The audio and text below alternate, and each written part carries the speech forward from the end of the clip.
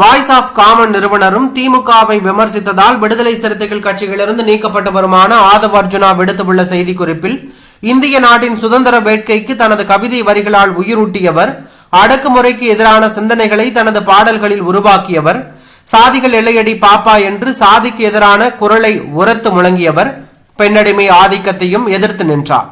வறுமையான வாழ்வு தன்னை சூழ்ந்த போதும் தான் கொண்ட கொள்கை லட்சியத்தை கைவிடாதவர்.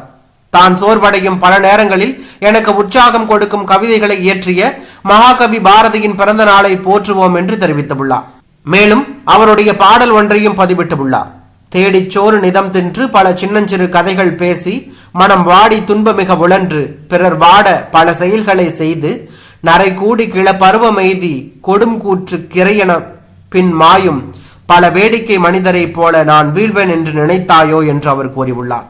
விசிகாவிலிருந்து வெளியேற்றப்பட்ட நிலையில் இவர் இந்த பாடலை தற்போது செய்திக்குறிப்பில் கூறியுள்ளது திருமாவளவனை எதிர்க்க துணிந்து விட்டதாகவே பார்க்கப்படுவதாக தகவல் வெளியாகி பெரும் பரபரப்பை ஏற்படுத்தியுள்ளது.